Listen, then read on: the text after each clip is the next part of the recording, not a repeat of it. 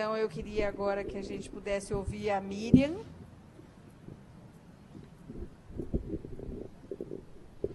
Boa tarde a todos os presentes. Eu vou me levantar para apresentar. Tem uma apresentação. Ah, tá. Já está aqui. Só um...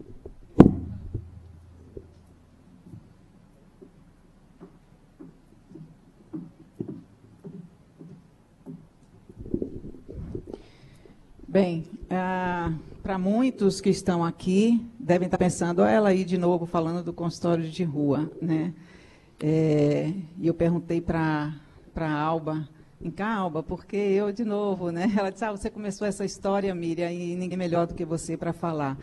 Não apenas eu, tantas pessoas já passaram pelo consultório de rua, construíram essa história junto comigo, seguiram depois de mim, e eu quero fazer uma menção a esse time forte de camisa cor de abóbora que está aí, recomeçando essa história, né? É muito legal ver vocês tão forte, uma equipe assim presente, cuidando de pessoas em espaços abertos. No momento que se fala tanto de internação compulsória, que se fala tanto de tratamentos em comunidades terapêuticas, que se retoma esse modelo, né, de tratamento em espaços segregatórios, estigmatizantes.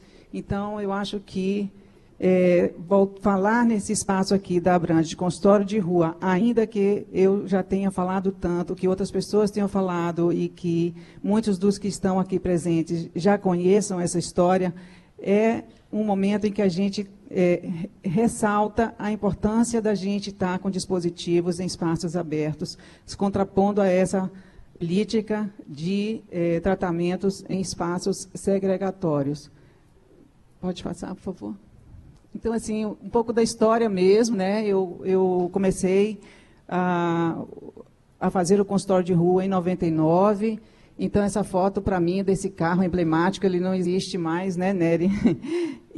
Mas essa foto é muito marcante, porque a gente trabalhou com esse carro durante 8 anos, depois ele ainda até seguiu um pouco mais. E essa história começou antes de 99, na verdade, tem uma pré-história que é um projeto que foi idealizado por Nery a partir de um trabalho que ele já desenvolvia no final da década de 80 e que, a partir desse estudo etnográfico que ele fez sobre as crianças em situação de rua, ele desenvolveu, então, a ideia de fazer o consultório de rua já a partir desse conhecimento da situação de crianças vivendo em espaços públicos, em situação de abandono, de não buscar os serviços de saúde, e quando, por alguma razão, chegavam até a rede de saúde, elas não permaneciam nesses espaços. Então, a alternativa de fazer o consultório de rua foi justamente para chegar até esses meninos. Pode passar. Qual é a sua proposta, quem se dirige, quais são os seus objetivos e qual é o seu modus operandi. Então, vou falar um pouquinho disso para vocês e, no final, eu quero arrematar com a experiência mais atual que eu estou vivendo. Pode passar. Bom, o consultório de rua se constitui disso, uma equipe multidisciplinar, né, fazendo uma clínica externa, então se constitui como um dispositivo clínico comunitário. Eu coloco que é uma estrutura viva na medida em que ela precisa se adequar às condições que encontra na rua. Então, é uma estrutura no sentido assim de ter que se adaptar às condições que se encontra, num contexto mutante, dinâmico sempre. Então, você planeja e tem que replanejar se as condições que você encontra são outras. Então, isso exige da equipe que tenha esse perfil.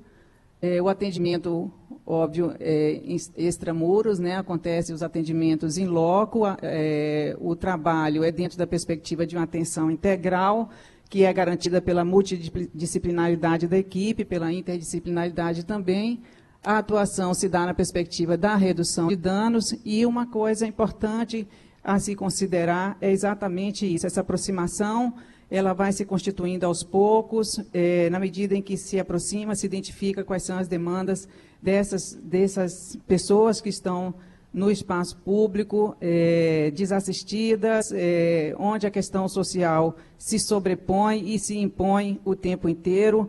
A própria, digamos, eu não gosto dessa palavra para falar disso, mas assim, o que levou, né, eu ia falar da palavra motivação, mas ela não cabe.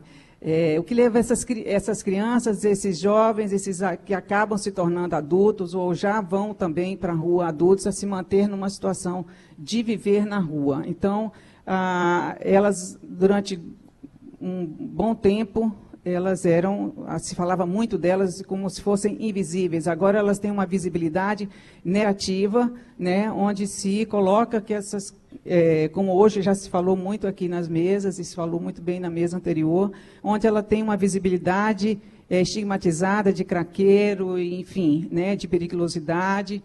E quando se tenta, se propõe política a partir de uma imagem como essa, construída dessa forma, você sequer se aproxima dessas pessoas para buscar saber qual é a sua história de vida, e na abordagem a essas pessoas é fundamental exatamente entender qual é a historicidade de cada uma dessas pessoas. Pode passar, por favor.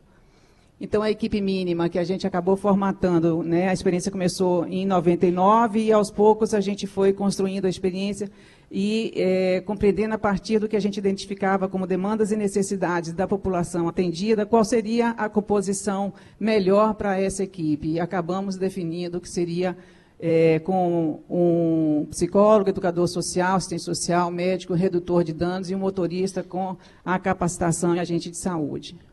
Pode passar. O que não significa que seja rígida. Existem muitas equipes de consultório de rua que funcionam com uma outra composição e se adequa bem, né? Mas é preciso ver exatamente que essa multidisciplinaridade ela precisa dar uma resolutividade ao que se apresenta na rua a partir da demanda da população. Então, quais são os objetivos? Fazer uma abordagem, né, a essas pessoas em situação de vulnerabilidade, trabalhar a construção de laço com a equipe. Sem esse laço estabelecido, dificilmente se consegue avançar no trabalho com elas, dar acessibilidade às redes públicas de saúde intersetorial. Pode passar. Então, o público prioritário são as crianças e adolescentes, o que não significa que não se estenda os atendimentos à população adulta. As características do público atendido, né? A gente já sabe, isso também é bastante documentado, tem muitas pesquisas que falam de que uma população bastante sofrida, né, que acaba indo para os espaços urbanos viver a partir de convivências violentas, ambientes violentos com a família. Então, há uma ruptura desse convívio familiar, uma ruptura da convivência na casa, problemas que se apresentam a partir do momento que elas passam a viver nas ruas. São problemas de ordem física, psíquica e sociais. A droga é utilizada muitas vezes exatamente para suportar essa vivência violenta nas ruas. Já se identificou também há muito tempo a resistência dessa população a procurar ajuda e desconfiança das ofertas quando elas são oferecidas. Então, a resistência também, ela vem exatamente por uma resposta aos momentos em que essa população esteve em algum dispositivo de saúde e onde ela não foi bem acolhida. Então, isso reforça essa resistência e acabam ficando refratárias à rede. Então, essa dificuldade de acessar a rede, a dificuldade de estabelecer laços, porque acabam ficando num circuito droga, convivência com seus pares e sem ofertas de outras possibilidades, né, de inserção. Então, aqui algumas fotos, rapidamente, para mostrar o atendimento médico. Essas fotos foram tiradas na época do trabalho, em 2003, no Centro Histórico de Salvador. Aqui um grupo de crianças e adolescentes. Aqui no Centro também Histórico, né, a gente trabalhando com outros grupos, né, com travestis que vão acessando outros grupos e ampliando a possibilidade da gente trabalhar com outros grupos na rua. Então, aqui as atividades que a gente faz na busca de uma aproximação, ela utiliza a linguagem lúdica, né? Então, a gente utiliza algumas oficinas de música, de teatro de fantoche, de desenhos, de papel, de desenho com tinta, informação sobre prevenção de DST/AIDS, aqui também uma atividade lúdica. Aí eu queria falar, faltam 5 minutos, eu queria falar um pouco da experiência que eu venho nos últimos 1 ano e meio, cerca de 1 ano e pouco, com uma equipe chamada Capitães da Areia. Também essa equipe é multidisciplinar e trabalha no Centro Histórico de Salvador. E ela trabalha, assim, diferente um pouco do consultório de rua. Em alguns momentos ela atua no modus operandi do consultório de rua, mas na maior parte das vezes ela trabalha num outro formato de atuação, de duplas, abordando, encontrando as pessoas que estão no espaço da rua. E fazem esse trabalho no eixo rua-rede, buscando fazer uma inserção dessas pessoas para a rede de assistência de saúde intersetorial. Então, a partir da identificação dos problemas mais emergenciais, ali no momento, em loco, ela vai introduzindo essas pessoas na rede para o atendimento dessas demandas, né? E à medida que isso vai acontecendo, vai se construindo um laço, vai se construindo, compondo a história de vida dessas pessoas. Bom, a área de atuação é no Centro Histórico, tanto lá em cima no Pelourinho como no Comércio. Pode passar. Essas fotos não são fotos dos meninos atendidos, mas perfeitamente poderiam ser. Então, a gente vê um cenário bonito, numa cidade que tem uma beleza geográfica muito linda, mas nós temos esse problema, como em outras capitais do Brasil.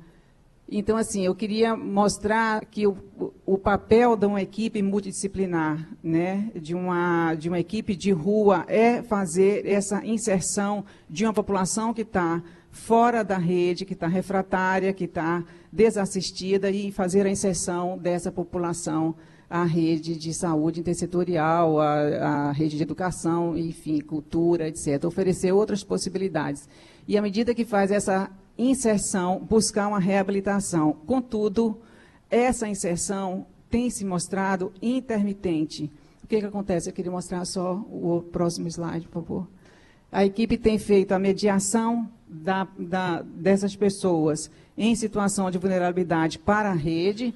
Então, nesses momentos, eles conseguem ser atendidos para as necessidades que eles apresentam ali, seja em relação à saúde, seja em relação a dispositivos da justiça, a dispositivos sociais, abrigos, enfim.